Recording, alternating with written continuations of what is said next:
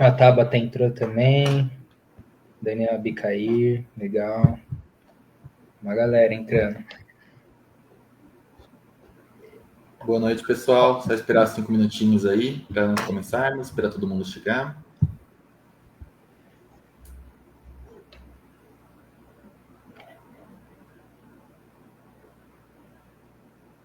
Boa noite, Luciana, Rodrigo.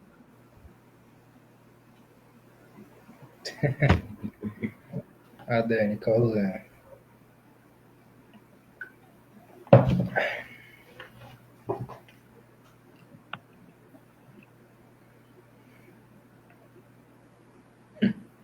E fica o patinho da live aqui em cima, né? Ah, sim, ó.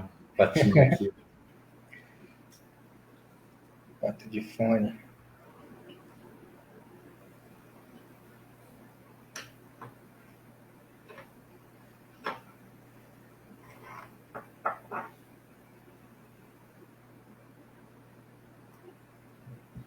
Mais um pessoal chegando, 17 pessoas já. Esperando até às 7h05, viu, pessoal? Para estar começando, só esperar todo mundo entrar.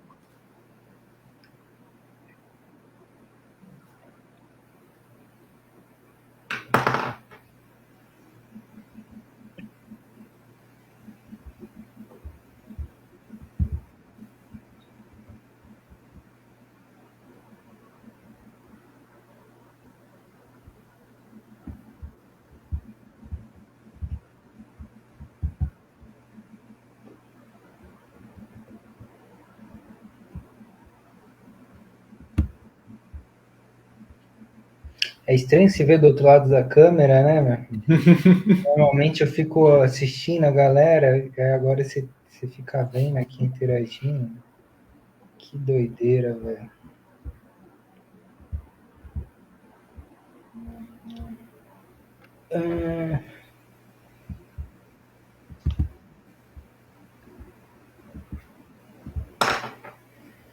E lá na grota, Mica, tá de boa? Tá de boa, sim. Hoje eu fui levar a marmita do menino lá cedo, cara. Com uma correria, velho, pra encontrar o Victor lá. Pra deixar a marmita dele. Certo. Esperar mais um minutinho, pessoal. A gente já vai estar começando.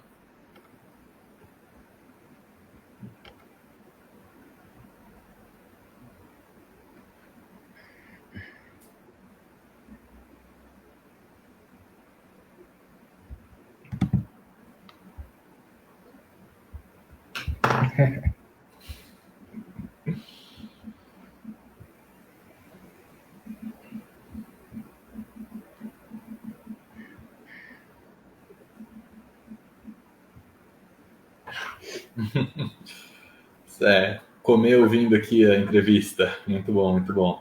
Estamos batendo 20 pessoas já.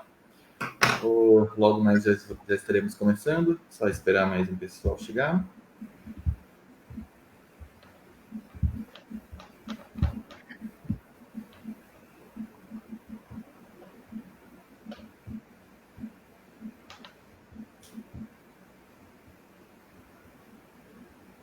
A gente consegue ver quem são as pessoas? A gente consegue ver quando o pessoal comenta. Acho que quem está visualizando apenas não. Quem tá vendo? Gente, já bateu aqui 7h05. Vamos estar dando início, então. Agradeço a todo mundo. Estamos aí com 21 espectadores.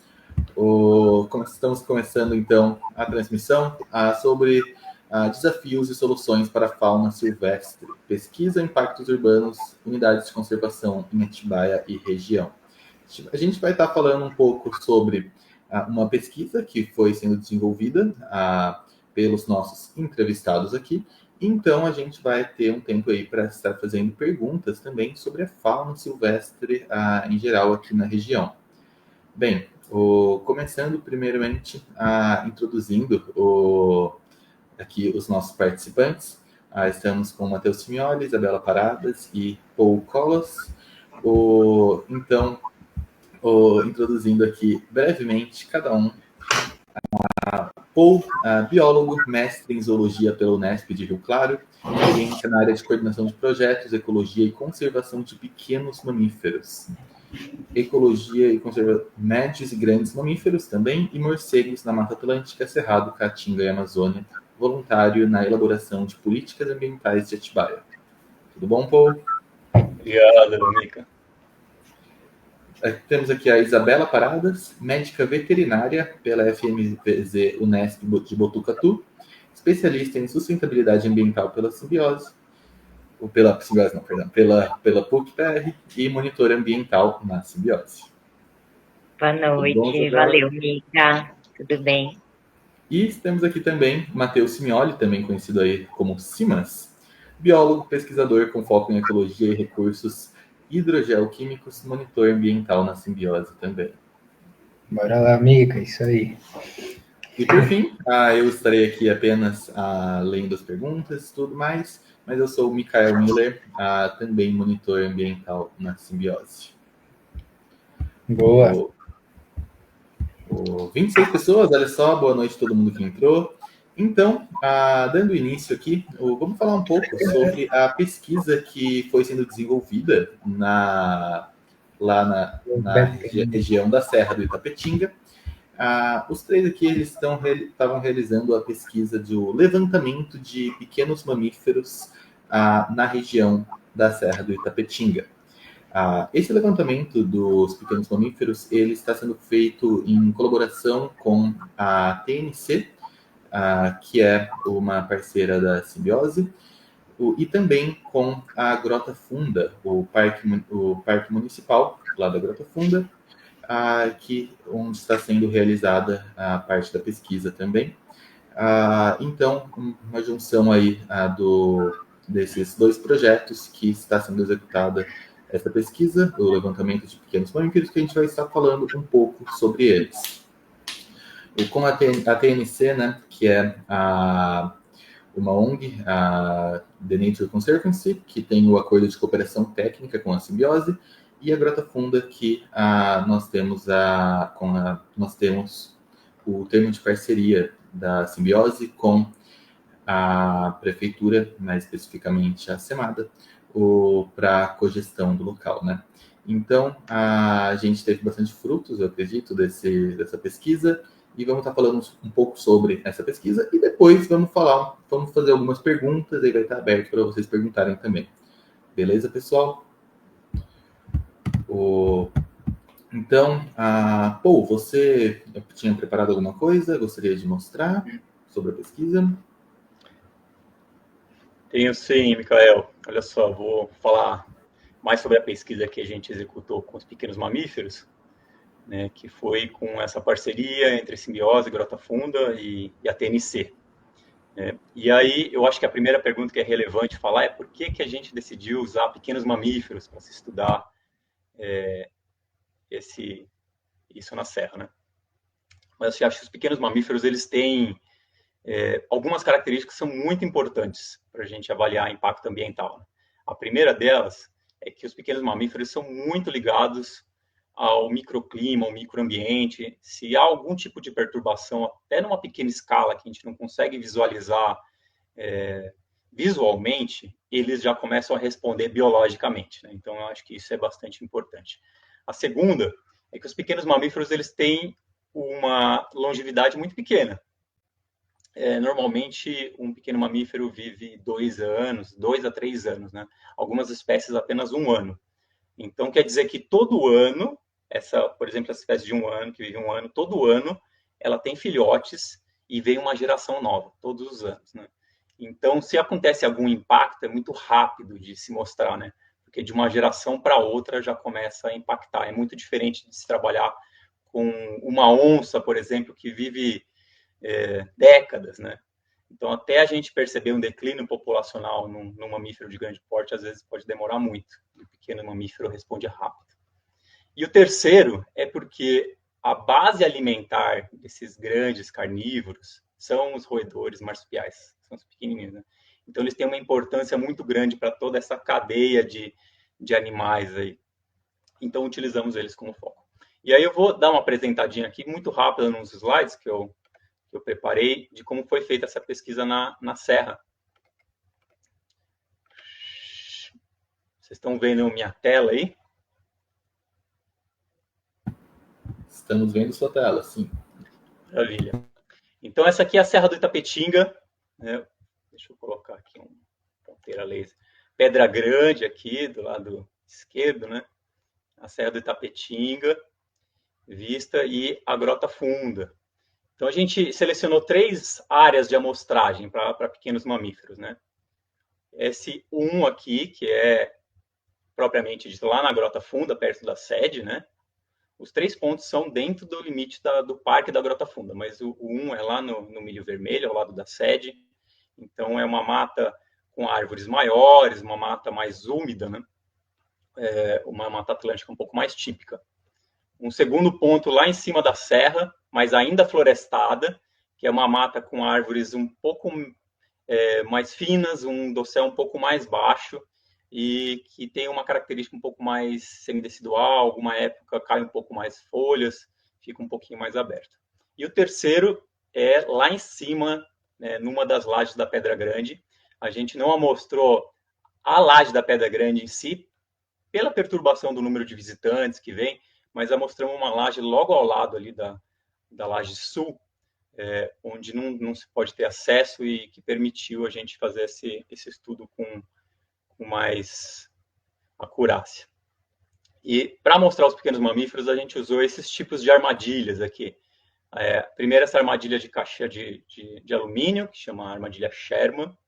Ela fica com a portinha aberta, o pequeno roedor ou o marsupial entra, tem um pezinho falso ali no meio, a caixinha fecha sem machucar o animal, né? Utilizamos essa armadilha de gaiola, que a gente chama de tomahawks, e utilizamos essa armadilha aqui, que o roedor intercepta a rede, a tela, no caso, né, uma lona, e ele é direcionado a cair no buraco, e aí está o Simas verificando um dos pitfalls.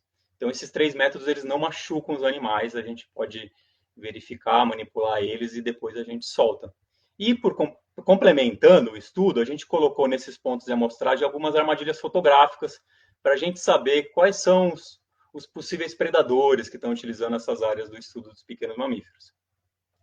E aí, os nossos resultados foram esses aqui, ó. Achamos essa quantidade de pequenos mamíferos, tanto marsupiais como pequenos roedores. E aí que vem a parte interessante agora. Na parte embaixo da serra, perto da Grota Funda, da sede da Grota Funda, foram encontrados esse conjunto de animais aqui, que ele é caracterizado por pequenos mamíferos que gostam de Mata Atlântica mais úmida, mais perto de rios, Mata Atlântica sempre verde, né? Mata Atlântica típica. Lá em cima da pedra foi achado uma comunidade de populações de pequenos mamíferos que estão mais acostumados com área aberta, né? Algumas espécies só aparecem em cerrado, né? Essa espécie aqui em cima é uma espécie chamada Caloma stener. É uma espécie bem típica de cerrado, né? Eu capturei muito esse indivíduo em lugares como Mato Grosso do Sul, né? Em áreas de cerrado, até no Pantanal, tem muito, né? Capturei raras vezes em São Paulo e capturamos aqui em cima da Pedra Grande, que para mim foi muito interessante, porque no bioma Mata Atlântica, essa espécie ela só entra onde é o contato com o cerrado ou quando a Mata Atlântica está um pouco perturbada, normalmente nas bordas, né? Agora, assim, no núcleo, né? Num lugar como a Pedra Grande, onde todo o entorno dele é Mata Atlântica, florestada, foi muito diferente ter encontrado ele, né? Então, acho bastante interessante isso também. E no meio da serra, na parte alta mais florestada, a gente encontrou um número maior de espécies, tanto de área de Mata Atlântica típica, como de área aberta, né? Então, a comunidade florestal e de área aberta, ela utilizou também o meio, né? Houve bastante intersecção entre as espécies de um para o outro. O que dá para ver aqui, por esses 3 blocos, né? Principalmente é que lá embaixo da serra tem uma comunidade de pequenos mamíferos. Lá em cima da serra tem outra completamente diferente. E o meio é um pouco de cada lado, né? Então, isso demonstra que a Serra do Itapetinga é um lugar de vários microambientes com nichos bem estabelecidos, né? E cada nicho desse é ocupado por um grupo de pequenos mamíferos. Então, essa heterogeneidade do ambiente é como se tivesse vários biomas aqui na nossa serra, né? permite ter uma diversidade muito grande de pequenos, né? Então, isso é muito relevante quando se fala em conservação. E isso aí vai de encontro com outros estudos, né? Que nem o Vinícius Desorzi, que já foi presidente da Simbiose no passado, ele também fez uma comparação na Serra da Tapetinga com flora, e também chegou a uma conclusão muito parecida de que existia refúgios, principalmente no alto da serra, onde tinha características muito particulares. Então, os pequenos mamíferos vêm aí para reforçar isso. Existem características muito particulares na nossa serra que permitem ter uma diversidade de animais que não tem em outro lugar. Mas eu chamo a atenção aqui para 4 espécies, né, de pequenos mamíferos que eu acho que vale bastante a pena. Primeiro, essas 3 espécies aqui, o rato do mato, Delomys sublineatus, Euryalismos fussatus e Taptomes nigrita. São espécies consideradas quase ameaçadas de extinção no estado de São Paulo, e que estão com uma certa abundância aqui na Serra, que mostra também o status de conservação. E eu acho que a principal descoberta foi essa cuíca de 3 listras pequenas, chamada Monodelphis ieringi. É uma espécie ameaçada de extinção na categoria vulnerável no estado de São Paulo, e que ela não estava registrada para a nossa região. Ela é uma espécie de difícil identificação, ela é muito confundida com outra espécie muito parecida, que chama Monodelphis americana, só que por foto ou sem ser um especialista, realmente a confusão é muito fácil de acontecer. Então, coletamos algum desses indivíduos, né, foi feita uma análise bastante apurada e percebemos que é realmente a espécie ameaçada de extinção. E ele tem uma quantidade bastante significante aqui na Serra. Então, 3 espécies quase ameaçadas e uma, com certeza, ameaçada de extinção que ocorrem aqui na nossa Serra. E com as câmeras TREPS encontramos alguns animais bastante associados aí a essa fauna, né? Por exemplo, esse aqui é um vídeo que eu estou passando, um vídeo de uma onça parda que foi feito aí durante o trabalho na área da Grota Funda. O vídeo de uma jaguatirica, também bastante saudável, lá em cima da serra. Cachorrinhos do mato também, lá em cima da serra. E o mais interessante é que o lugar mais abundante de filmagem desses mamíferos de grande porte também coincidiu com o lugar de maior abundância dos pequenos mamíferos, que foi o alto da Serra Florestal, o nosso ponto 2. Então, esses animais estão realmente lá para se alimentar. Você vê a importância que tem os pequenos mamíferos. Mas também tivemos algumas descobertas desfavoráveis, né? Por exemplo, isso aqui são cachorros domésticos, né? Dentro do Parque Municipal da Grota Funda, mexendo inclusive em armadilha que a gente instalou, né? E aqui um gato doméstico. São animais que também estão lá para predar a fauna silvestre, enfim, tem outras mazelas aí que eu acho que a gente pode explorar mais ao longo da conversa. Mas acho que o importante é que, com essa pesquisa, a gente adicionou, por exemplo, 5 espécies que não estavam catalogadas no plano de manejo da Pedra Grande. Contribuímos com uma atualização da lista, né, de espécies agora do plano de manejo da Grota Funda, né, um plano que ficou muito bacana, aí vale todo mundo dar uma olhadinha.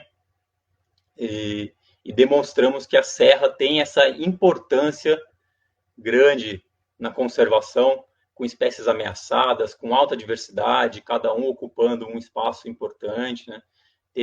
Foi muito interessante que a gente colocou armadilhas lá na ilha de solo, lá em cima no afloramento rochoso, e pegamos pequenos mamíferos lá, né? Então é muito interessante. As pessoas às vezes pisam naquilo lá e nem imaginam que tem um roedor que mora lá, por exemplo. Muito bacana, aí, Mica. Muito legal ver os pequenos mamíferos, né, que mesmo quem costuma estar em contato com a mata, dificilmente acaba vendo, né, que eles se disfarçam tanto e ao mesmo tempo tem uma importância tão imensa, né. E também muito bacana ver os vídeos aí dos predadores também, né, andando pelas matas. Muita gente não tem o conhecimento, né, de que nossas matas possuem esses animais vivendo nelas e toda a cadeia alimentar. Bem, foi mencionado que a pesquisa ela foi feita no Parque Natural Municipal da Grota Funda, no Monumento Natural da Pedra Grande, e que também essas duas áreas elas intercedem com o Parque Estadual do Tapetinga. Eles são todas áreas protegidas, né, unidades de conservação. Vocês poderiam falar um pouco mais sobre a importância das unidades de conservação, das áreas protegidas para a proteção dessas espécies? Claro, Mica. Cara, então, a criação de unidades de conservação é uma das maneiras, né? Se não a principal maneira que hoje a gente faz para conseguir preservar o que ainda tem, né? Tem até um colega uma vez que ele fez um comentário, né? Que hoje a gente precisa cercar as florestas e delimitar para a gente não desmatar, invadir, né? E acabar perdendo esses patrimônios naturais, né? Então, hoje há essa necessidade, se cria essas unidades de conservação com o intuito justamente de conservar o que tem ali dentro, né? Conservar e preservar, né?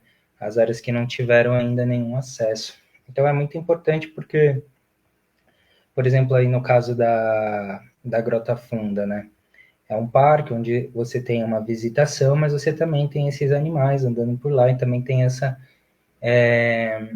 importância ecológica, né? Então a gente consegue conciliar, né, as duas coisas, fazer com que as pessoas vão numa área protegida, vejam, e a gente tem esses estudos comprovando que existe lá, né? E também isso fomentando, trazendo novas pesquisas, vendo os novos animais que estão acontecendo, novas espécies ameaçadas, né? Na própria Grota Funda, um tempo atrás, teve uma descoberta de um animal que foi endêmico durante muito tempo na Grota Funda, que era o sapuari, e depois ele foi descoberto em outro lugar, né, que é um sapinho, né? Então, isso é importante, né, a gente criar essas unidades para manter, né, e a gente ter ainda esses animais, tem um habitat, um local para eles viverem, né? E criar, né? Manter esse ecossistema, tem recursos hídricos, manter os recursos hídricos, né, também que faz... Tem muita da água que é consumida na cidade, né, ali pela zona rural, vem ainda da montanha, então você tem que manter aquelas nascentes, né? Mas até se os colegas quiserem complementar sobre as importâncias das unidades. Eu até quero, sim, porque eu acho que existe várias formas de se preservar capões de mata, né? A reserva legal é uma delas, por exemplo. Mas, normalmente, eles têm tamanhos limitados. Eu acho que é muito importante a gente ter grandes áreas de mata, grandes áreas preservadas, e isso fica só na alçada das unidades de conservação, né, na verdade. Nessa pesquisa com pequenos mamíferos, por exemplo, apareceram, acho que 2 ou 3 espécies que elas só aparecem em contínuos florestais, né? Não aparecem em fragmento de mata, né? Então, esse contínuo florestal que liga o Itapetinga com Itaberaba, com Serra do Mar, é por isso que esses bichos estão aí. E por isso que suporta também animais de grande porte, como as onças, como o lobo-guará, que a gente vê. Bem que o lobo-guará precisa de área mais aberta, mas as jaguatiricas, são animais que precisam de grandes áreas de vida, e esses contínuos florestais normalmente só são abrangidos por unidades de conservação. Eu também queria complementar que a gente percebe, né, o tanto de diversidade que a gente capturou na Grota Funda, e que há poucos anos atrás, né, quando a gente pensa na dimensão de tempo, assim, lá era uma fazenda de carvão e café, e hoje em dia a gente já consegue capturar animais que estão ameaçados de extinção. Então, assim, a partir do momento que você faz uma unidade de conservação, não é tanto tempo que demora para a vida voltar, né, para a biodiversidade se estabelecer de novo. E outra coisa é que, assim, a gente sempre fala, né, como a região é muito especial, porque tem muita unidade de conservação, mas que ainda assim falta muito efetivo, né, equipe, pessoal ali, para a gente conseguir ter um trabalho legal. Essa pesquisa foi muito boa da gente ter conseguido fazer, mas ainda falta muito incentivo, né, para mais dados e mais estratégias de conservação. E também criação de talvez novas unidades, né? A gente estuda bastante sobre o Morro do Saci, que seria um lugar super elegível, assim, para ter uma unidade de conservação, e que já é um local super preservado e conservado, mas que se não tiver uma proteção legal, corre o risco aí de sofrer com a expansão urbana, né, que a gente está vendo tanto aqui em Atibaia. Então, é isso. Eu até, foi legal você ter falado isso, Bela, que acho que eu tô com vários assuntos importantes, né? Que nem o Morro do Saci vai ser um contínuo junto com o Parque do Tapetinho, da Serra do Tapetinho, né? Então vai colaborar com o aumento desse contínuo e principalmente para aproximar as UCs da cidade, né? Mas você falou uma coisa interessante que eu esqueci de mencionar, né? Nesse estudo, depois peguei todos esses dados que a gente teve e joguei numa modelagem para ele me dar mais ou menos o quão perto eu cheguei de ter alcançado a diversidade que realmente existe na Serra, né? E o modelo me falou que há pelo menos uns 30% de espécies que a gente ainda não registrou, né? Então, olha só como a gente fez esse estudo ao longo de um ano, achamos 4 espécies, três quase ameaçadas e uma ameaçada, e ainda tem 30% de bicho aí que deve ser super raro, que deve estar para ser registrado, né? Então, a diversidade, quando ela é muito grande, ela realmente nos traz boas surpresas, né? Teve a jaguatirica também, né, pô? Se eu não me engano, a jaguatirica tá ameaçado também. Também. Isso aí, sim, você tem razão. Sim, perfeito, pessoal. Algumas perguntas foram feitas aqui. Quais espécies já foram catalogadas na Pedra Grande? Na pesquisa aqui, eles mostraram algumas, mas no total, entre tudo que já foi catalogado em geral, é bastante coisa. E você pode estar verificando, se quiser, o plano de manejo do Parque Natural Municipal da Grota Funda. No site grotafunda.com.br, você pode acessar o plano de manejo que está lá público. Se você quiser dar uma olhada em todas as espécies catalogadas já. Também lá você consegue, tem o link para o site da prefeitura em si, onde você pode entrar em contato através do e-mail para agendar uma visita para a Grota Funda, que algumas pessoas também disseram aí que gostariam de conhecer a Grota Funda. E bem, algumas outras perguntas que foram feitas aqui.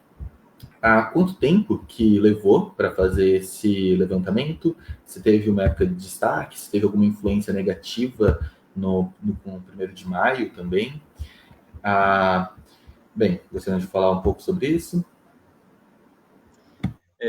Sim, a gente foi menos de um ano, na verdade, né? Uns 9 meses de pesquisa, né? Foram feitas 3 campanhas, uma na estação no inverno, em junho, né?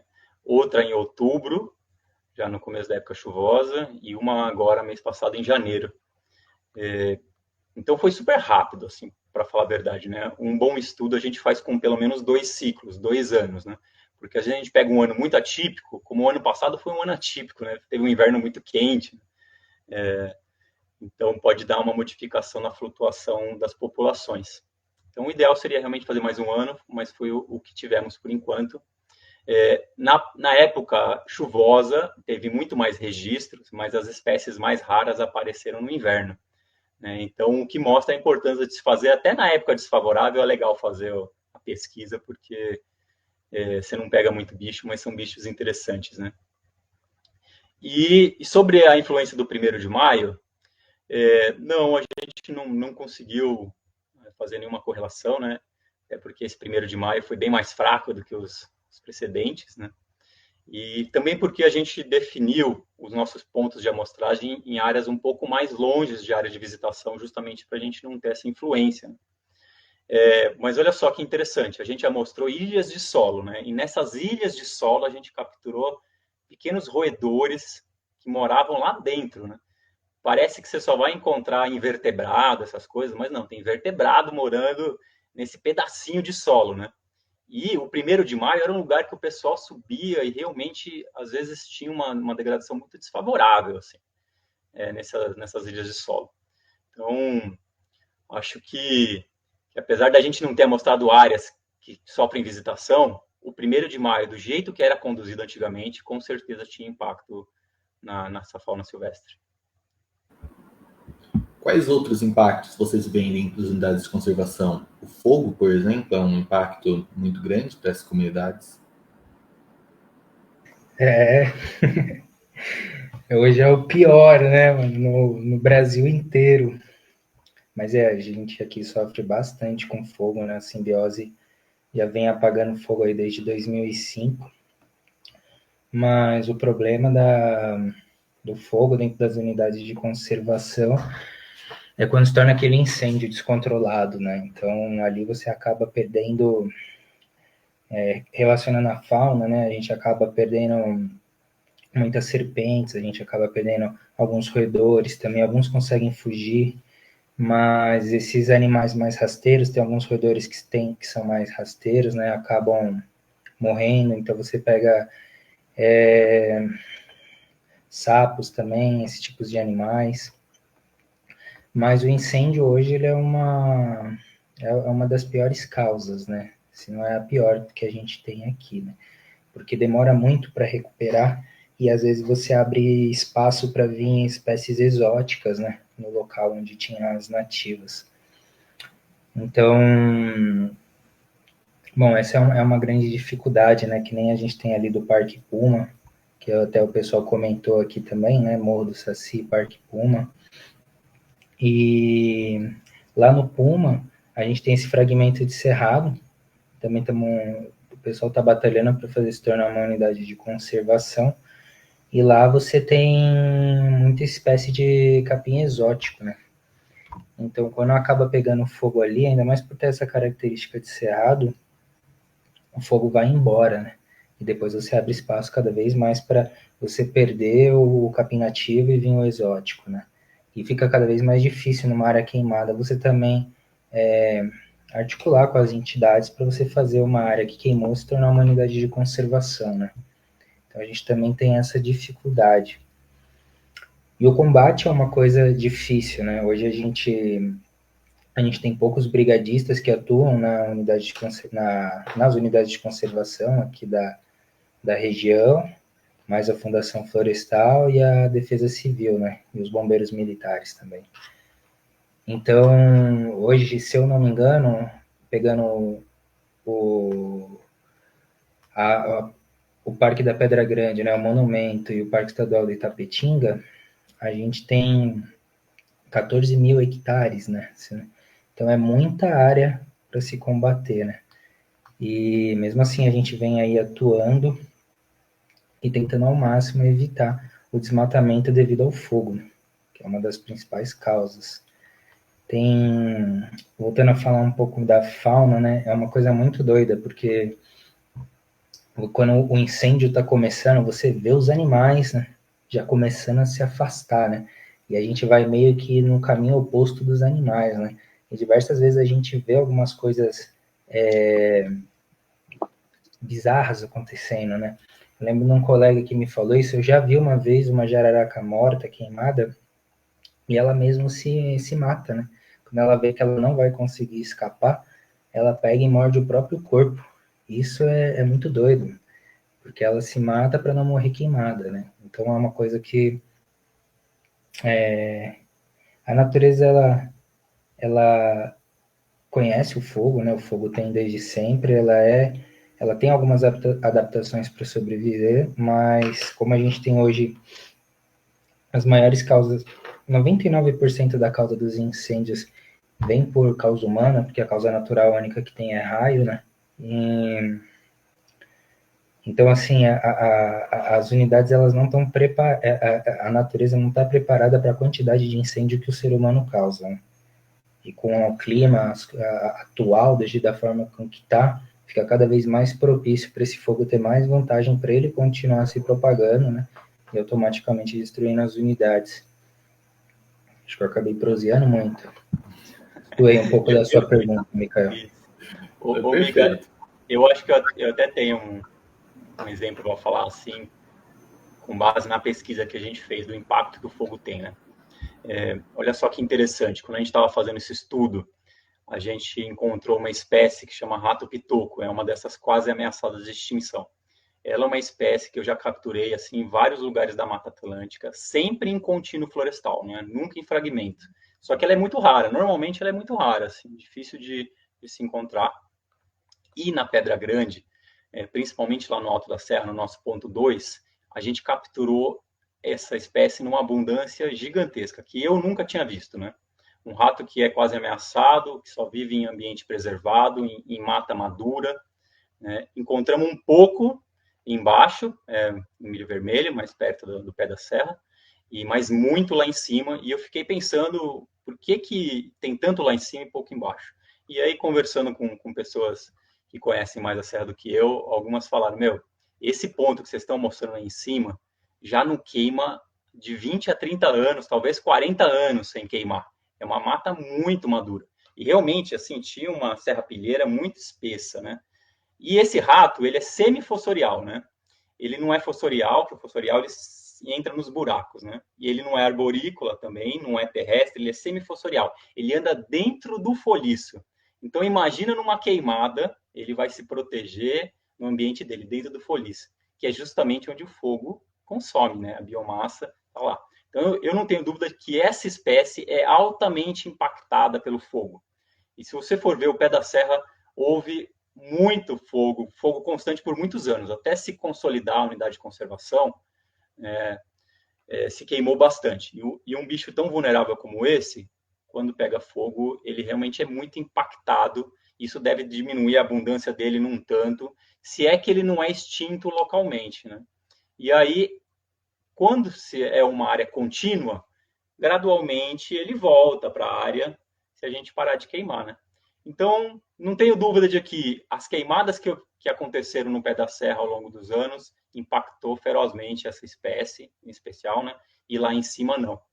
E é por isso que lá em cima tem tanto mamífero de grande porte, porque é onde tem a maior abundância de presa para eles. Então, você vê como o fogo pode não só acabar com algumas espécies localmente, extinguir localmente, como também acabar afastando esses mamíferos de grande porte, porque eles não têm mais o que comer. Caramba, realmente é uma conexão de coisas, né? Que uma coisa vai impactando a outra e acaba que toda a cadeia aí sofre, né, com as consequências. Inclusive aqui perguntaram se pode haver competição dos predadores que exploram a mesma fonte de alimento. Imagino que ligando às áreas reduzidas, né? Vocês acham que isso pode vir a acontecer?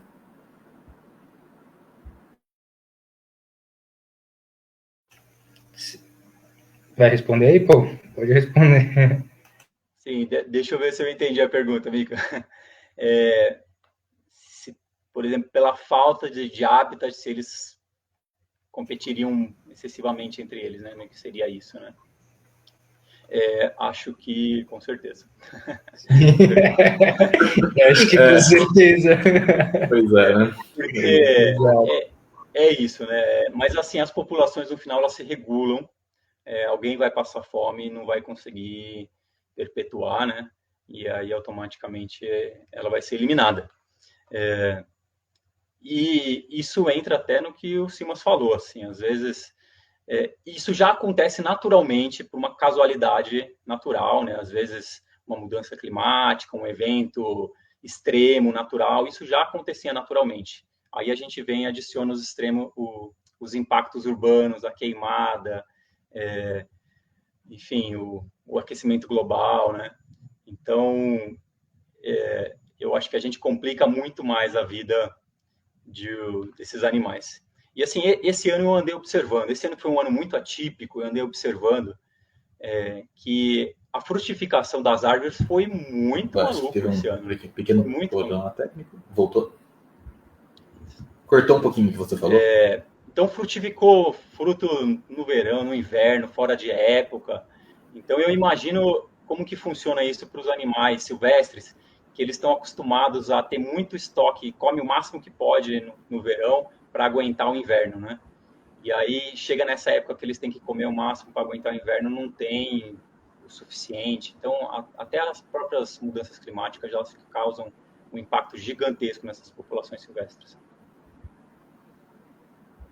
Cara, ô Mica, eu queria também comentar um negócio que eu tava pensando aqui, para comentar sobre o fogo, né? Uma outra coisa também que é muito doido, que esse excesso de incêndio acabou ocorrendo,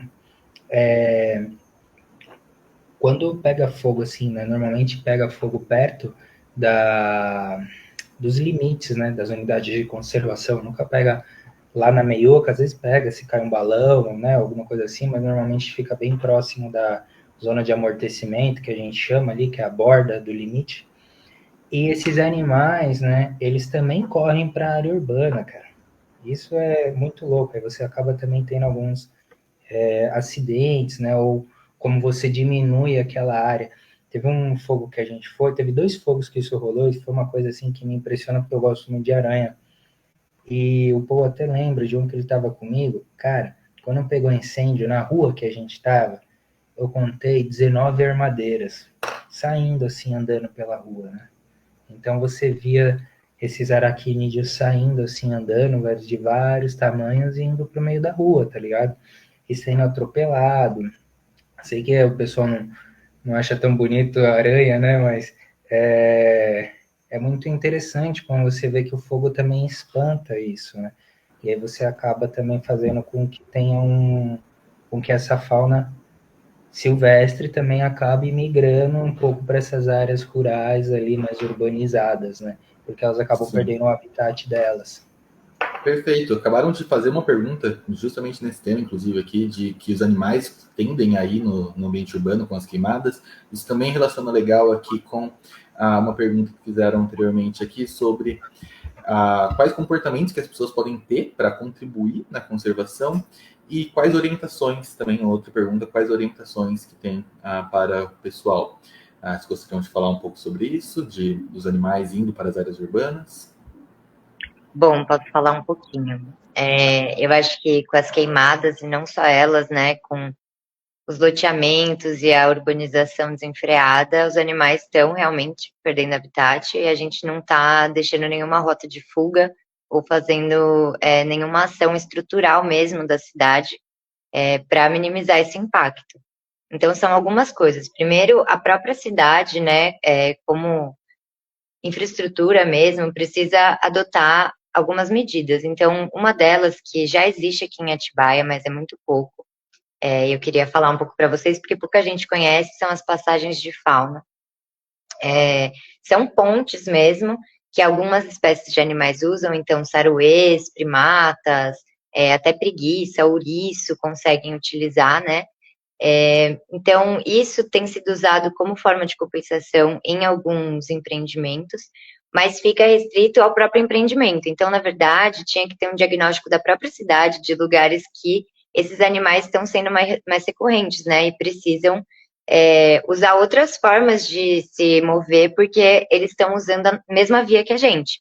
E o que acontece com isso? Muito atropelamento.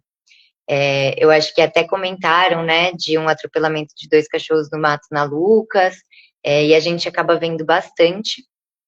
E já puxo também para uma outra estratégia que a gente, como Simbiose, está pensando em fazer esse ano, que é juntar os esforços com alguma universidade, e a gente já está conversando com algumas, para fazer um método de ciência cidadã para coletar esses dados. E o que a gente vai fazer com esses dados?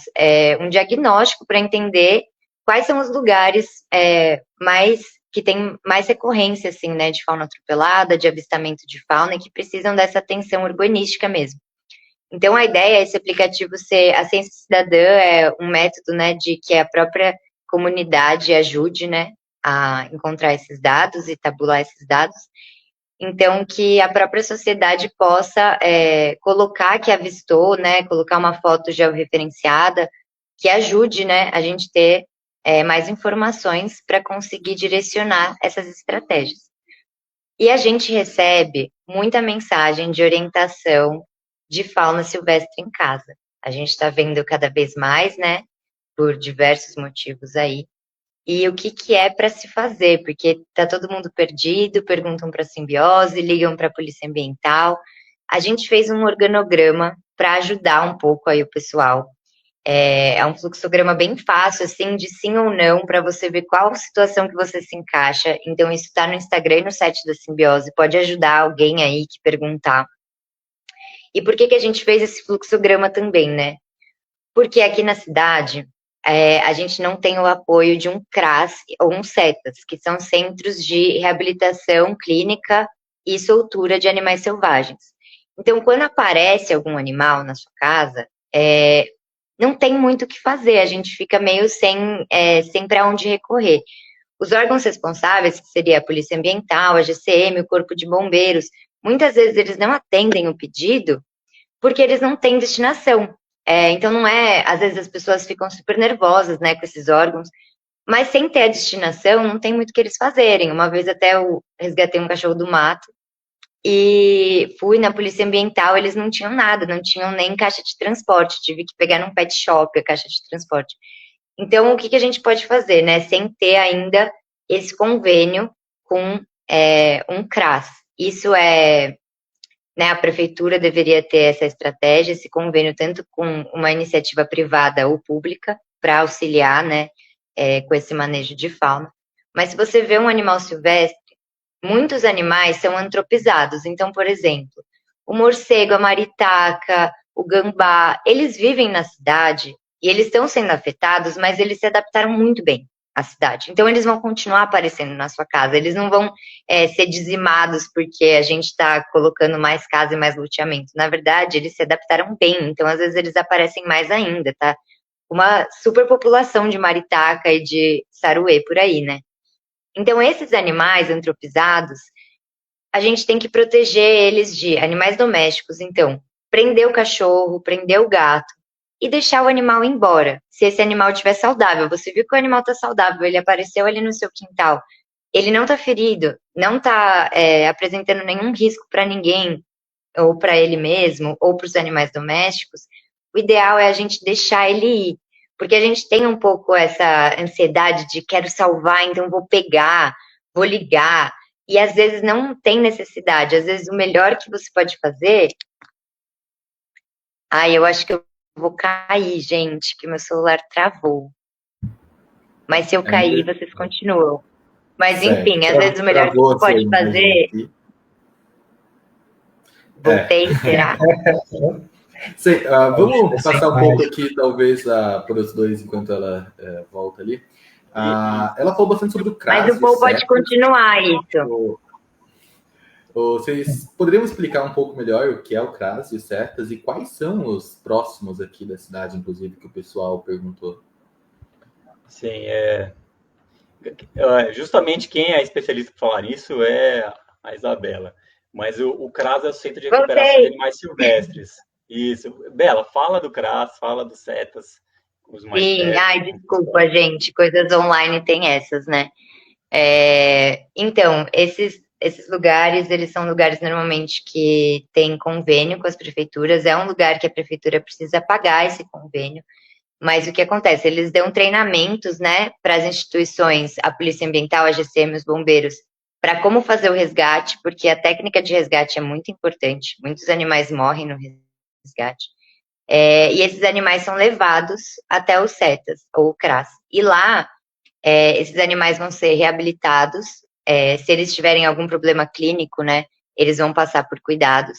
E se eles puderem e forem aptos a voltar para a natureza, o próprio CRAS também faz esse trabalho. E por que esses animais têm que ser reabilitados às vezes, né? Só de você manipular o animal, às vezes ele ficar na clínica um tempo, ele precisa ser reabilitado para voltar. E também esses lugares recebem muitos animais de tráfico, ou então de posse ilegal. Então esse animal está sendo alimentado de uma forma completamente diferente do que na natureza. Então ele precisa reaprender a ser quem ele é na natureza, para ele poder voltar. Então é isso, assim. Aí voltando no que a gente às vezes não fazer nada é o melhor. Também a gente vê muita gente tentando salvar filhote. Vê o filhote de maritaca que está aprendendo a voar ali, aí pega, põe a mão, já põe na caixa, põe para dentro de casa. A mãe nunca mais vai voltar para pegar esse filhote. Então, nesse organograma, a gente tem essa orientação. Às vezes o filhote está ali, o ninho está perto, tenta colocar no ninho, fica de olho se os pais voltam. E aí é isso, né? Existe a situação de que é um animal que oferece risco para você, ou ele está machucado, ou o cachorro pegou e tal. E hoje em dia, aqui na região, a gente não tem uma medida para essa situação. a gente não tem uma medida de cuidado clínico com animais selvagens. Ainda depende de a prefeitura, que hoje em dia, por lei, os municípios são os responsáveis por esse resgate e manejo de fauna. Quando não existe um CRAS, eles precisam fazer alguma associação ou cooperação com alguma entidade privada ou pública para ter esse serviço. E hoje em dia, aqui em Atibaia, a gente não tem. Então, o nosso organograma, vocês vão ver que é assim, na última situação, liga para a Polícia Ambiental, porque hoje em dia não existe efetivo e um serviço que nos ajude com isso e ajude os animais. Então, esse organograma é o que você pode fazer ao máximo antes de precisar dessa ajuda. E quando a gente precisa dessa ajuda, a gente vê que a gente ainda não é respaldado por isso. Então, é uma luta aí que a gente está indo atrás, mas é importante que a população saiba disso, né? Tanto para saber como agir, como para ficar em cima desse incentivo, né, do poder público mesmo, para a gente ter para onde recorrer. E uma coisa importante que eu queria falar é que os animais às vezes estão na nossa casa, maritaca, morcego, vi que um monte de gente está falando de morcego. Gente, é crime por lei você afugentar, você tirar, você manipular os animais selvagens. Então, o que você vai fazer? Normalmente, esses animais, ou liga para zoonoses, normalmente morcego e tal, eles vão. Mas esses animais maritaca, ele vai fazer o ninho na sua casa, e quando os filhotes voarem e tal, elas vão embora. E aí, fecha o forro. Acabou. Então, assim, não pode sair catando o bicho e jogar em outro lugar, ou fechar o forro com o bicho dentro. Tem muita gente que faz isso é crime, tá? Então, enfim, falei um monte, mas é que tem muita coisa para falar sobre isso. E eu sei que muita gente tem dúvida, né? Mas podem complementar aí, pessoal. Legal. Eu quero, sim, quero complementar de um olhar mais ecológico da coisa, né? Porque, por exemplo, a gente tem muita dificuldade de se conseguir recurso, né, para lidar com essa fauna silvestre em área urbana. Mas é uma coisa importante, né? O principal problema é que, assim, fauna não é considerado um recurso ao olho de vista de muita gente, principalmente dos gestores. Por exemplo, para proteger a água, o rio, né, se consegue dinheiro. Para proteger algumas zonas de mata, madeira, se consegue dinheiro. Né? Para proteger fauna não se consegue, porque não se considera um recurso. Mas fauna é recurso, fauna é um recurso. A fauna está aí fazendo um serviço ecossistêmico para a gente, fazendo vários benefícios que a gente não consegue contabilizar, né, mas que são muito importantes. Né? Por exemplo, controlando vetores, né, quando você tira a fauna lá, que nem está tendo agora, está tendo um surto de dengue. Quem que controla o vetor da dengue? Morcego, por exemplo. Né? Existe uma espécie de morcego pequenininho, miotes, que come 1.000 anófeles, 1.000 mosquitos da dengue por noite. Né? Então, esse serviço não está sendo contabilizado e deveria, porque fauna é recurso.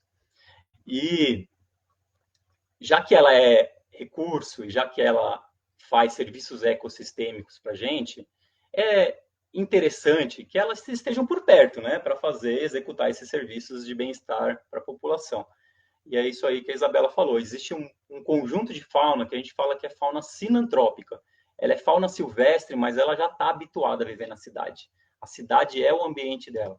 Gambá, ouriço, alguns tatus já conseguem conviver muito bem com a cidade, né?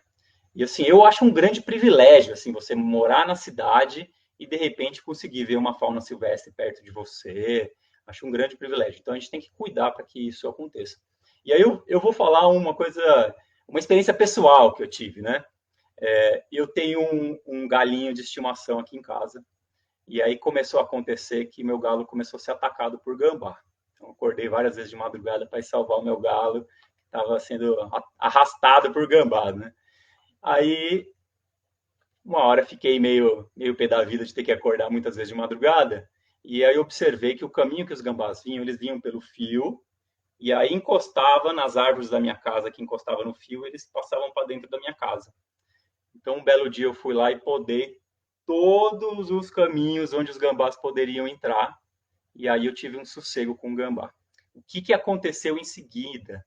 Né? Passou poucas semanas, comecei a ter problema com ratazana de esgoto. Elas começaram a aparecer em casa e comer as coisas. E elas só não estavam vindo antes porque o meu quintal era cheio de gambá e que comiam elas, né? Ou no mínimo espantavam. Então, olha só esse serviço ecossistêmico que ela prestava. E aí foi aí que eu deixei os ramos crescerem de novo. Hoje eu tenho prendido meu galinho lá no galinheiro. Os gambás andam soltos aí pelo quintal e meu problema com as ratazanas acabaram. Puta, pô, eu ia falar exatamente isso do gambá, cara. A galera não gosta deles, né? Mas eles são muito importantes, cara. Aqui onde eu moro, né, na região, teve uma época que o pessoal me chama por conta, né, é biólogo e tal, muita cobra, muita cobra. Ah, tem aparecendo cobra, apareceu uma cascavel em casa, apareceu uma jararaca, papapá. E aí, cara, eu tinha observado uns meses antes, eu encontrei vários gambás atropelados, mortos, assim, em vários lugares aqui do bairro. E aí, do nada, a população de cobras aumenta, né? Então é muito doido também esse serviço que eles prestam, né? E os sapos também, né? Porque os sapos, as aranhas também, tem um monte de gente que se incomoda com essas Maria Bola que ficam, né, nos telhados, ou aquelas fio de ouro, e elas fazem também esse serviço de controlar pernilongos e tudo mais, né? Alguns outros bichos. É isso aí. E, Mico, acho que para concluir esse assunto, eu acho que o que falta na cidade mesmo é ter uma rede estruturada do que fazer, né? Que nem a Bela comentou, tem vários casos de animais que são resgatados e que não precisava, né? Poucos casos realmente deveriam ser levados à destinação final, né? E hoje a maior parte desses resgates, quando é preciso, é feito por voluntários, muitos voluntários da simbiose, né? Mas não existe ainda um esquema, uma estratégia municipal para lidar com essa demanda, né?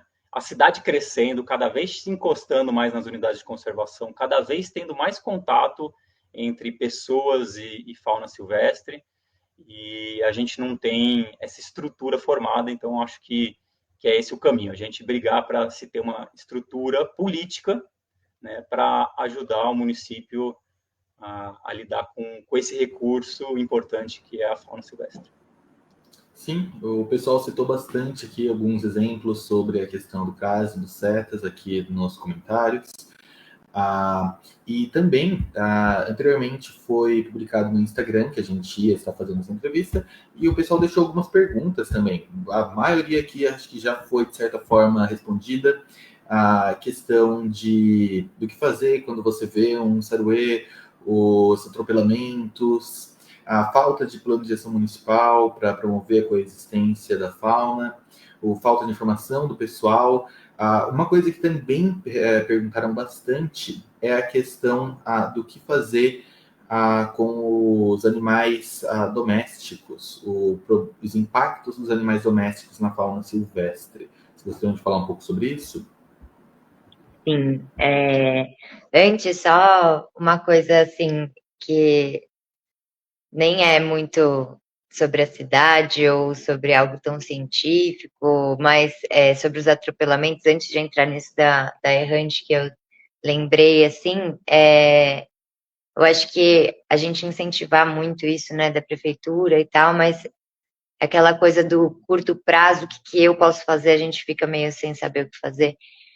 Eu vejo que a maior parte, assim, da fauna que se movimenta ali por estrada, por via, normalmente é no entardecer e no amanhecer, assim. A fauna a maior parte dos animais se movimenta muito à noite, ainda mais em lugar muito cheio, né, de caminhão, de carro. O animal dificilmente vai passar por ali.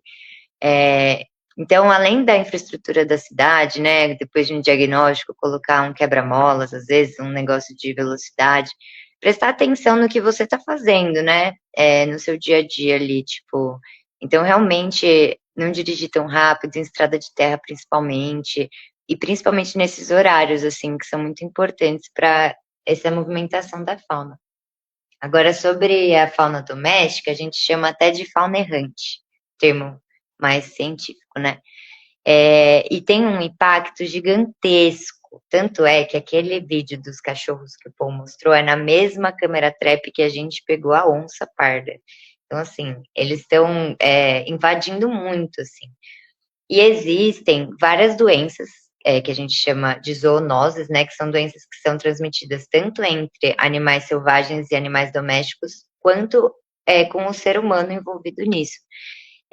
Então, esses animais, além de predar muito, e às vezes nem é para comer, é de brincadeira. Quantas vezes você já não viu um gato levando o pássaro de presente e tal? Então, você deixar os animais domésticos soltos tem um impacto gigantesco na fauna. Primeiro que os animais domésticos são uma superpopulação, né? Eles não têm um predador, assim, um animal predador, e eles têm acesso a médico veterinário muito, né, ali sempre, a gente trata até como filho esses animais hoje em dia. Só que eles ainda eles ainda são esse vetor de doenças. Então, é perigoso tanto para a fauna silvestre quanto para o seu próprio cachorro, porque as pessoas às vezes querem levar o cachorro na trilha, querem levar o cachorro na Pedra Grande, não entendem o porquê e tal. Mas é uma questão de segurança, de saúde única mesmo, tanto para o seu animal, quanto para o animal silvestre, quanto para você. Teve um caso que foi esse cachorro do mato que eu resgatei. Achei que ele tinha sido atropelado porque ele não mexia as patas de trás. E quando eu levei até os CETAS, ele estava com sinomose, que não é uma doença tão normal assim em fauna silvestre. É uma doença super típica de cachorro. Outra coisa também que está acontecendo muito, sarna em lobo-guará. Está dizimando o lobo-guará a sarna, sabe? E isso não é normal em lobo-guará. É normal de cachorro. Então, é muito importante, em áreas de sítio, fazer uma área, não precisa prender o cachorro no canil, mas fazer uma área de cercamento mesmo, né? Para os animais domésticos. Tem muito gato que sai na rua aí e tal, e às vezes você está próximo de uma área de mata, assim, então também prender esses animais. As pessoas ainda acham, assim, que é maldade, mas, enfim, é maldade continuar deixando esses animais soltos, predando e tendo essa troca de doenças, né? Isso. Certo. Isso que a Bela falou é importante, não precisa prender o bicho. Tem gente que tem um animal realmente solto e não tem condição realmente de prender.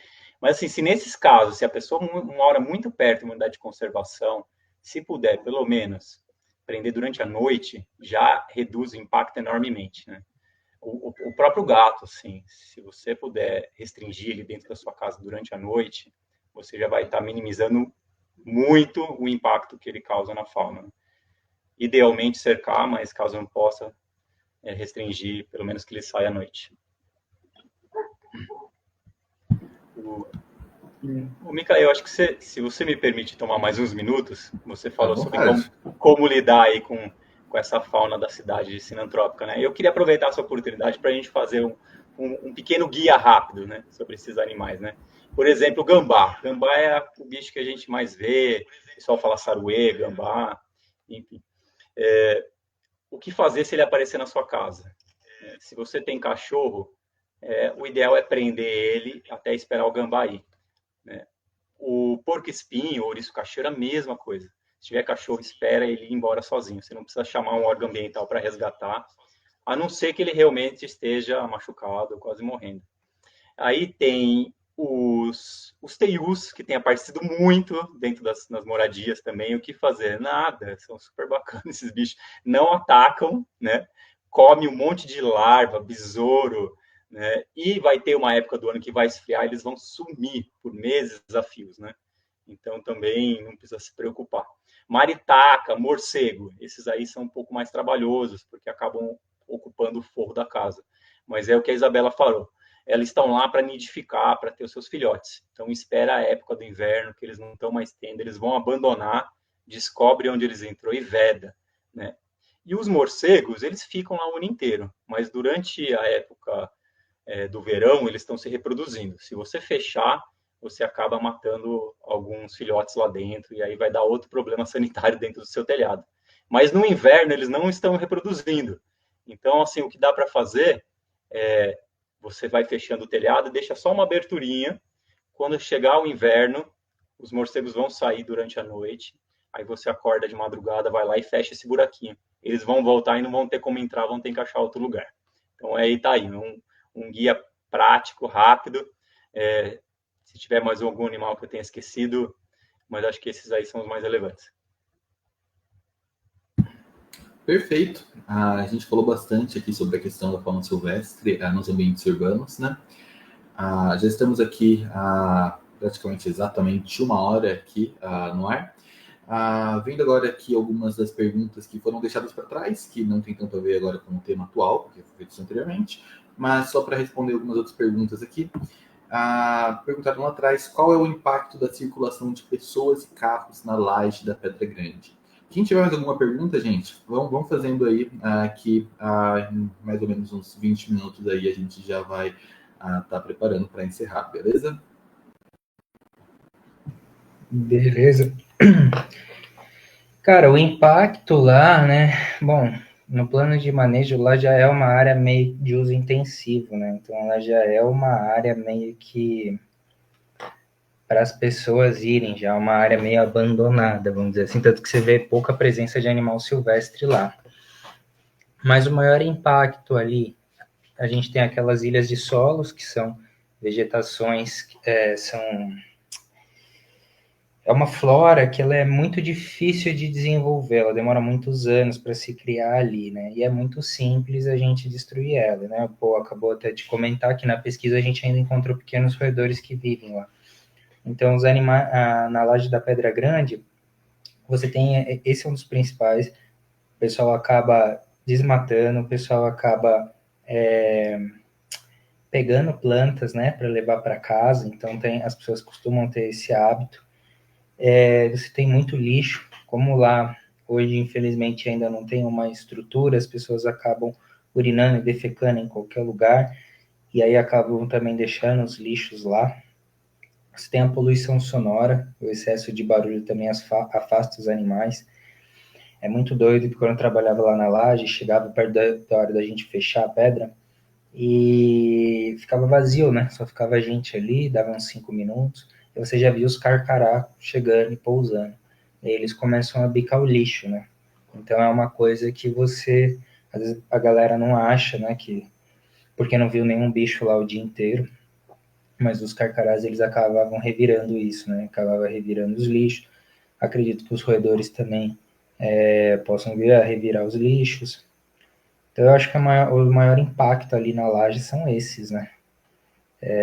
Desmatar as ilhas de solo, roubar não, né? Desmatar para você pegar as plantas, poluição com lixo, né? Jogando lixo, como para os próprios animais e fazendo as necessidades lá, né? Isso acaba sendo os maiores problemas que a gente encontra. E se eu puder falar um pouquinho também, assim, falando especificamente da pergunta que foi feita, né, impacto dos carros lá na laje e tudo, eu pessoalmente acho que o impacto é muito pequeno. Né? Tem os outros impactos decorrentes da visitação que o Simas falou que são mais relevantes, mas o do carro eu acho relativamente pequeno. Né? Por quê? As unidades de conservação, tanto a Grota Funda quanto a Pedra Grande, Mona, eles têm horário de funcionamento, né? Não é um horário assim que é baseado no ponto de quem trabalha lá, né? Ele é feito para deixar um período estabelecido para visitação, mas para deixar outro período estabelecido para fauna silvestre também. Então tem isso. Cada unidade de conservação tem 3 princípios, né? Fomentar a pesquisa, fomentar a visitação e a conservação, né? Então, se a gente, se a população respeitar os horários estabelecidos, parar o carro no lugar certo e tudo mais, existe um impacto, mas é um impacto reduzido. Né? E eu, como pesquisador, já trabalhei em várias unidades de conservação, que a gente fica instalado na unidade, a gente começa a trabalhar depois do horário de visitação. E acontece isso aí que o Simas falou, né? Meia hora depois que os visitantes forem embora, você começa a ver fauna atravessando, passando, voando.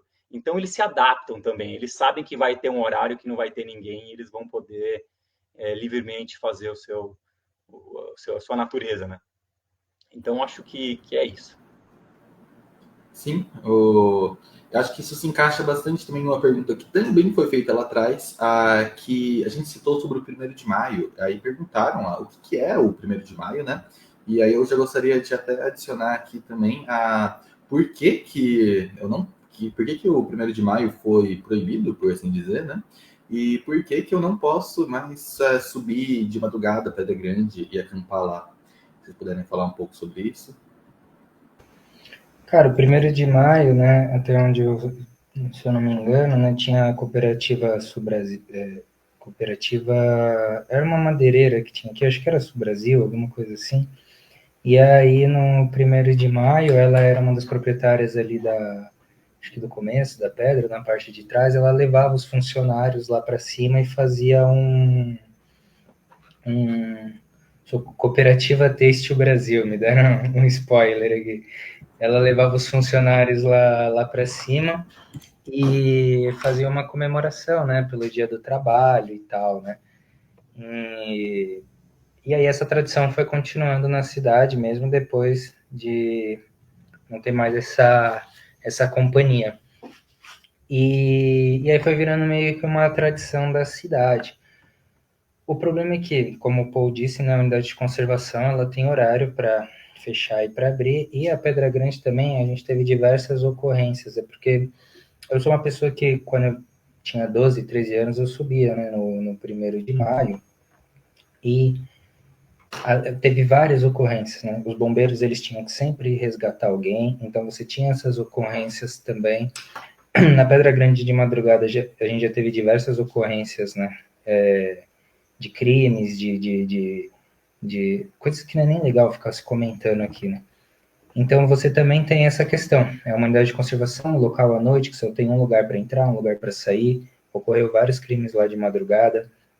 E depois da criação do parque em 2010, se estipulou, né? Se eu não me engano, o 1º de maio ele parou, começou em 2013 a não poder mais subir de madrugada, né? Finalizar essa. E é justamente por isso, para começar também a respeitar o horário do parque, né?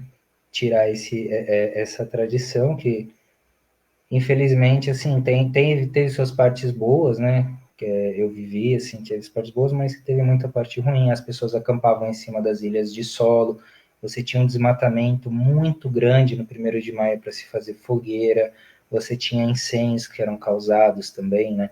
Por conta de resquício de brasa que ficava. Então, assim, é meio que nem o que a Isabela falou de levar o cachorro pra mata, tá ligado?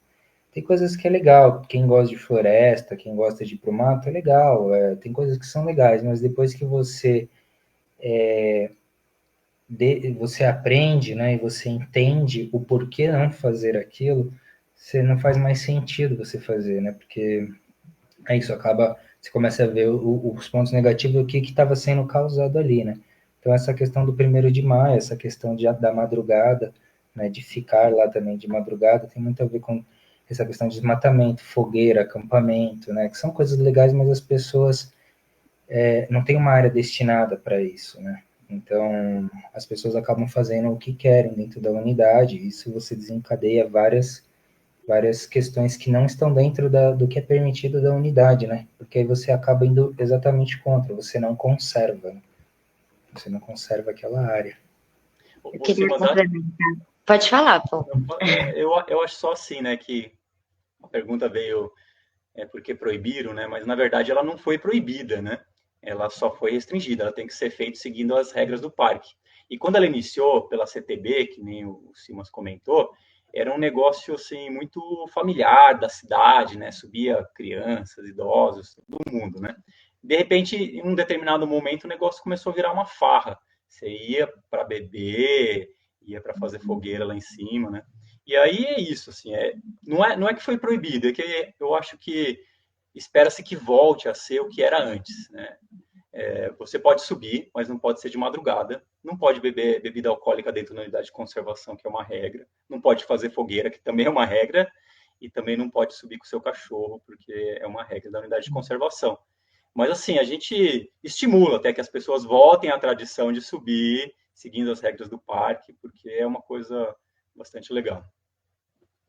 Então, queria complementar que é isso, né? Era uma tradição de muitos anos que, né, virou o que virou, mas a partir do momento que a fundação, a simbiose, enfim, né, começaram essa força-tarefa para estipular o horário de que não iriam subir essas pessoas e fazem plantões todo 1º de maio, né?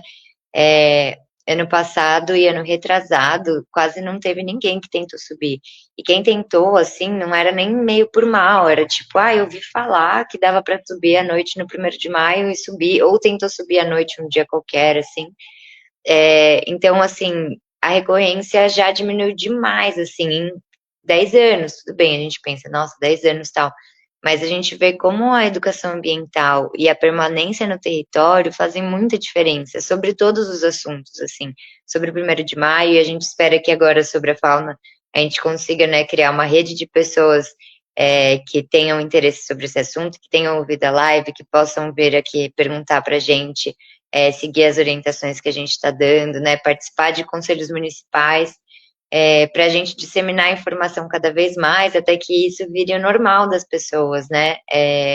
Muita gente não faz as coisas por mal, e sim por falta de informação, e cabe a quem tem a informação e quem recebe, né, ir criando essa rede de multiplicação mesmo, assim. Perfeito. Voltando aqui às perguntas do chat, acho que uma das últimas perguntas que não foi contemplada aqui já pelo que falamos, lá atrás perguntaram sobre, quando a gente está falando de queimadas, sobre incêndios florestais, no caso, incêndios de grandes proporções. Tem alguma ação de reflorestamento nessas áreas? E é necessário? Cara, assim, incêndios de grande. Então, não, a gente tem um negócio que chama regeneração natural, né? Quando você vai analisar uma área queimada, só até uma curiosidade, quando você vê a cinza que fica, né? Aquela cinza preta é a área, ela ainda tem muito nutriente. Então o fogo ali ele foi menos denso, ele teve menos caloria. Aquela área provavelmente ela vai ter uma regeneração natural. O problema é isso, né? Vamos dizer assim, se perdeu muitos arbustos ali que já estavam vindo de regeneração, vai abrir espaço às vezes para vir aquele capim. Mas se você teve uma área que teve aquele fogo branco, que ficou a cinza branca, é porque teve muita caloria e ali acabou que queimou todos os nutrientes. Então nessa área é mais difícil ter a regeneração natural. Pode-se ter um projeto para implementar ali um plantio, um reflorestamento? Pode.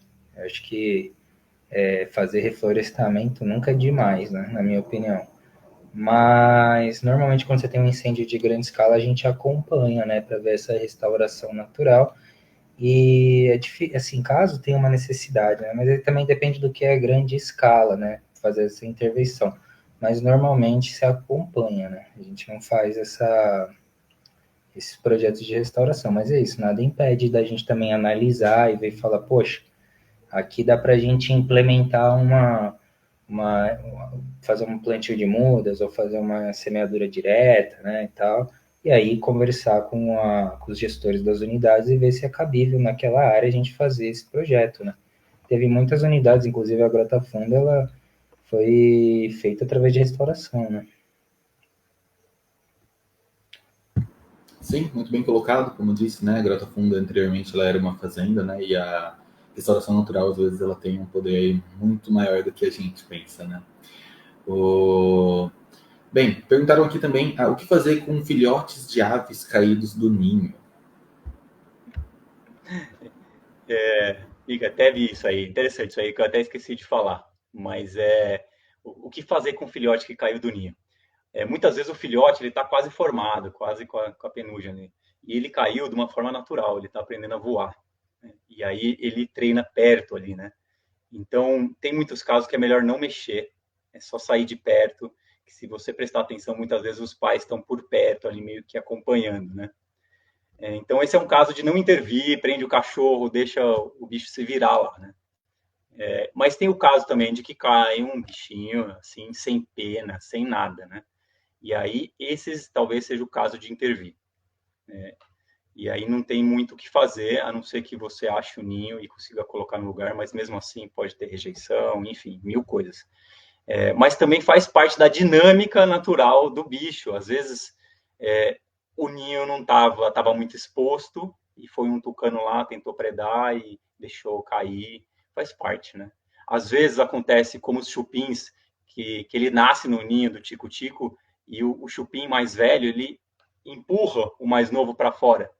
É um infantricídio ali entre irmãos, ali, faz parte da dinâmica natural deles também. Então, é um pouco complicado isso, né?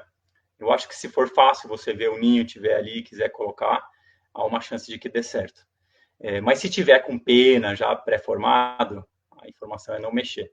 E falando nisso, eu acabei não falando nesse guia prático sobre as cobras, né? E que é com que você faz quando tem cobra na sua casa, né? A cobra eu acho que é o mais complicado. O que eu falo para todo mundo é assim: trate qualquer cobra como se fosse peçonhenta, né? Qualquer cobra, né? Não põe a mão, né? Não mate ela, porque ela também está fazendo o seu serviço ecossistêmico. E aí, nesse caso, é realmente ligar para algum órgão ambiental para vir pegar, e a pessoa vai conduzir para fora da sua residência, que não é um lugar apropriado para ela ficar. Mas é isso, trate todas as cobras como se fossem peçonhentas. Só para completar, Paul, aquilo tudo que eu estava falando, né, da dificuldade da Polícia Ambiental, da GCM atender, dos bombeiros e tal, na situação de cobra é um pouco mais fácil, porque, assim, raras vezes a cobra vai estar machucada, ela só está ali meio invadindo a sua casa sem querer ali, mas se a pessoa, a GCM, a Polícia Ambiental, os bombeiros têm o gancho e um balde, eles conseguem só realocar, né?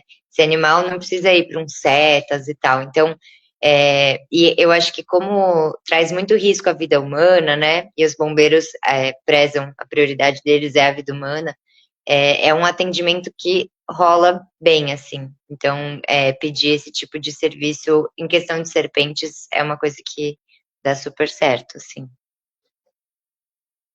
E aranha também, não matem as aranhas, por favor. Também sigam o mesmo procedimento, toma cuidado, né? Tem aranha de jardim, armadeira ali, as que costumam entrar, a gente sempre confunde muito. Mas também leva essa mesma questão que o povo falou da cobra, não coloca a mão, deixa ali, normalmente elas vão embora sozinhas, mas na pior das hipóteses chama os bombeiros, né, que também eles dão prioridade, porque a armadeira é uma das 3, né, de importância médica. Certo. Perguntaram aqui também sobre ações e projetos de educação ambiental nas escolas. Eu gostaria de perguntar aqui também qual que é a importância da educação ambiental, se quiserem discutir um pouco sobre o tema. Aí, por fim, a gente pode deixar, se vocês quiserem adicionar mais alguma coisa, e logo mais a gente já vai estar encerrando. Bom, acho que eu vou falar um pouquinho, mas todo mundo aí pode colaborar. Educação ambiental, eu acho que deveria ser uma prioridade, tanto do município quanto das instituições, porque a gente vê o quanto de diferença isso faz, né?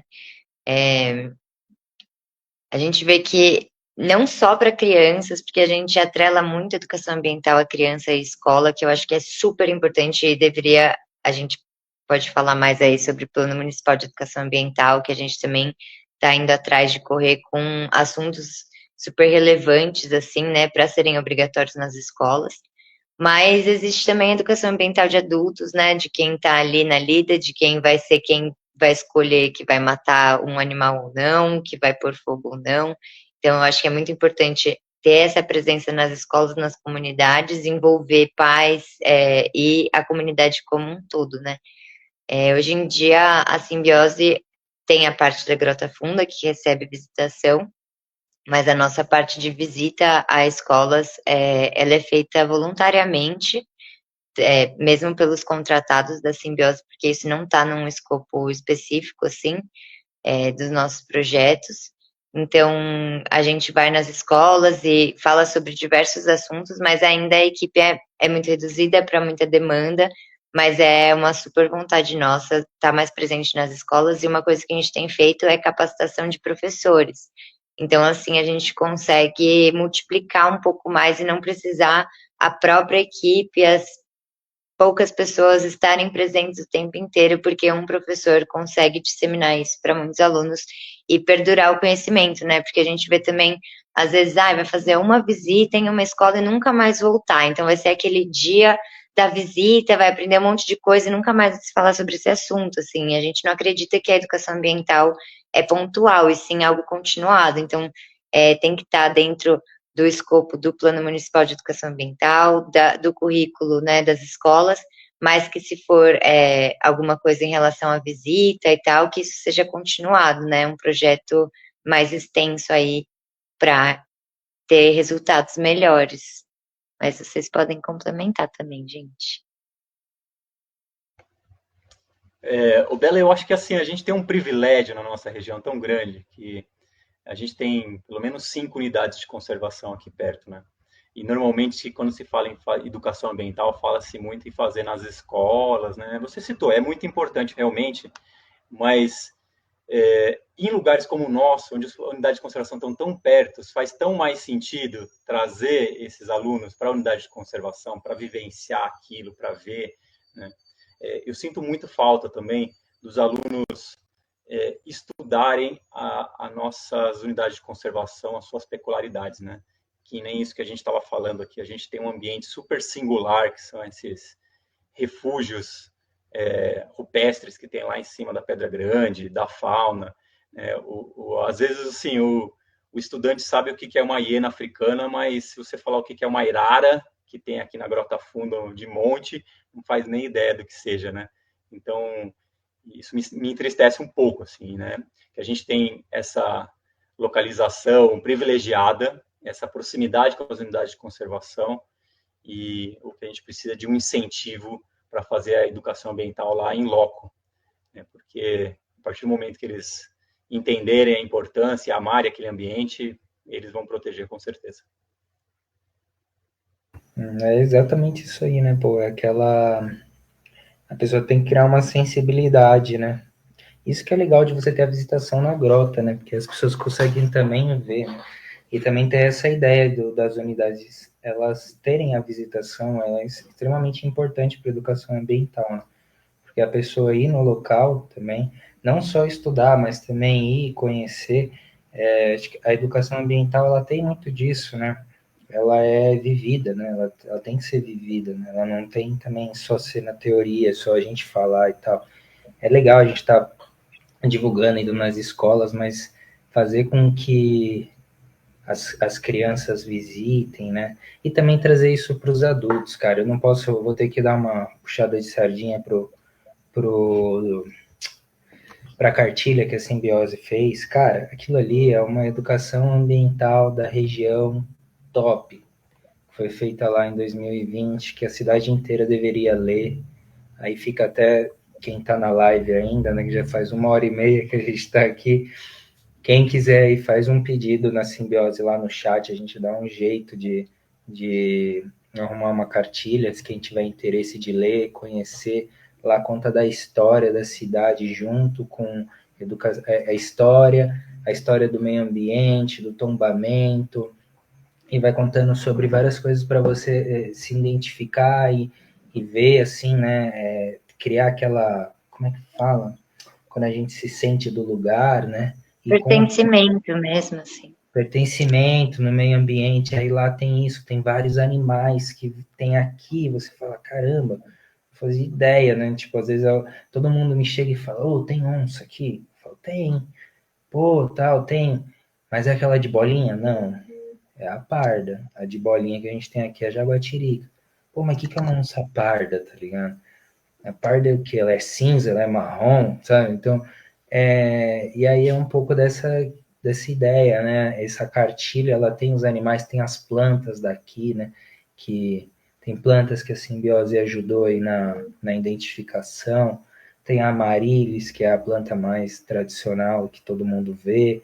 Tem a amaryllis de outra cor, né? Tem outras, orelha de urso, tem várias coisas. Então é uma coisa assim que, puta, para educação ambiental é show, né?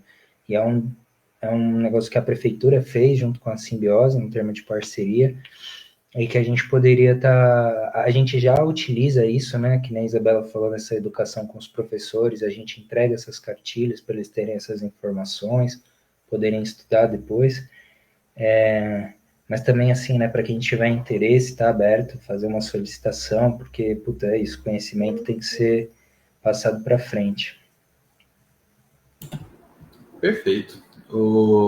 Bem, estamos aqui já 1h30. O Matheus, a Simas, Isabela e Paul, alguém teria algo a adicionar antes de estarmos encerrando? Eu tenho minha contribuição final, na verdade. É isso aí. Eu vou parafrasear Martin Luther King, né? Eu falei, eu tenho um sonho. Eu tenho um sonho que um dia a gente consiga conviver a cidade e a fauna silvestre, né? Já que esses animais silvestres, eles prestam serviços ecossistêmicos, faz todo sentido a gente ter eles por perto, né?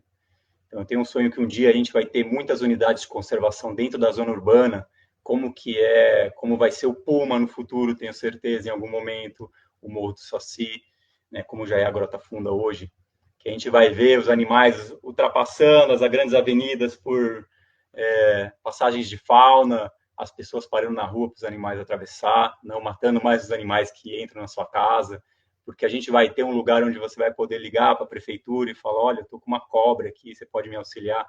E a prefeitura vai vir e ajudar a resolver esse problema. Então, eu tenho certeza que em algum momento a gente vai ter esse ambiente de cidade convivendo mais harmonicamente com a fauna.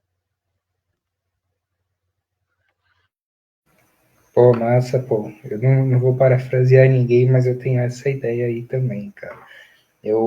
Pô, desde sempre eu quis virar biólogo por conta de fauna, né? E, e aí aqui no nosso município é muito pouco, né? Quando eu comecei, me formei, comecei a entrar nessa área de né, ecologia, principalmente, cara, você só encontrava gente que era planta, planta, planta, planta, planta, planta, e todo mundo fazia lei para planta, né, e tal. Então, acho que nesses últimos anos a gente deu uma avançada legal, né? Tipo que nem a pesquisa, acho que é um ponto que a gente não falou, que nunca tinha sido feita uma pesquisa de pequenos mamíferos aqui na Serra do Itapetinga, então essa também é a primeira, uma coisa inédita, né?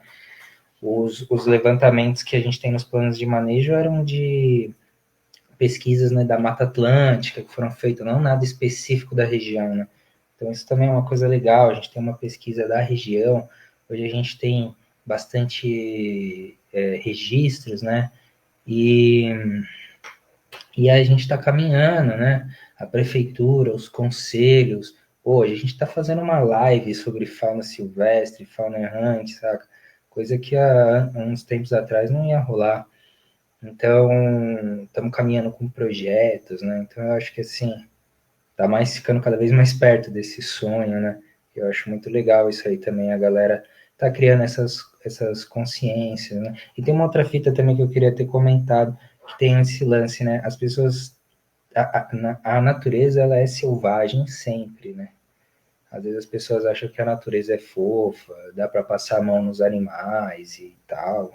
E não é assim, tem que sempre lembrar que a natureza ela é selvagem, os animais silvestres são selvagens, né? Então a gente tem que também se atentar a isso, né? E às vezes só deixar o animal assim, né? Só curtir, né? Falo que o biólogo ele tem que observar muito e colocar pouco a mão. Queria falar uma coisa rapidinho também, antes de agradecer. Isso que você falou me lembrou muito sobre os saguis. Tem muita gente, principalmente sagui, que gosta de dar alimento da fruta porque é bonitinho, porque vem perto. Gente, isso também é um super vetor de zoonoses. A nossa herpes normal, assim, mesmo sem você estar com a ferida, a gente tem o vírus da herpes super circulante, né? Mata os saguis. Isso fica para outro dia, mas tem uma super problemática aqui com os saguis. Híbridos e de tufo branco, de tufo preto, com sagui da serra. Tem informação sobre isso no Instagram da Simbiose também. Mas, enfim, não alimentem os animais, não tenham interação mesmo, assim, porque é prejudicial para a fauna, para vocês, para a saúde como um todo. E eu queria agradecer também, é muito importante, né, a gente reuniu tanta gente legal aí, que está interessada e que pode formar essa rede de conhecimento. Eu, como veterinária, fico muito feliz de falar sobre isso, os meninos sabem que eu fico super besta no campo, até choro, então, para mim é uma realização, assim, poder falar sobre algo que tem a ver com a minha formação e a minha vivência e poder contribuir aí um pouquinho com o conhecimento. Muito obrigada, viu, gente? Valeu, obrigado valeu, aí. Mica, também, né? Muito obrigado a vocês, a Matheus, Isabela, Paul, muito obrigado de coração aí pela participação de vocês. O pessoal que está assistindo a gente, estamos 23 pessoas agora, mas chegamos a bater 40 pessoas, várias viram e viram. Muito obrigado pela participação de vocês, pelos comentários. Quem teve alguma pergunta que não foi respondida, peço desculpas aí. Vocês podem entrar em contato com a Simbiose se vocês tiverem alguma dúvida ainda. Sigam a Simbiose no Instagram, vão lá no site da Simbiose também. Coloca o CIP Simbiose ou Simbiose Atibaia, vocês vão achar. Agradeço muito aí também a Daniela, que está nos bastidores, organizando tudo para correr certinho aqui. E também, além do pessoal que está assistindo a gente ao vivo, quem aí estiver assistindo a nossa gravação, que também vai ficar disponível. Beleza, pessoal? Muito obrigado pela participação de todo mundo e acredito que estaremos encerrando por aqui. Uma boa noite para todo mundo. Valeu, Mica. Boa noite. Valeu, boa noite. Tchau.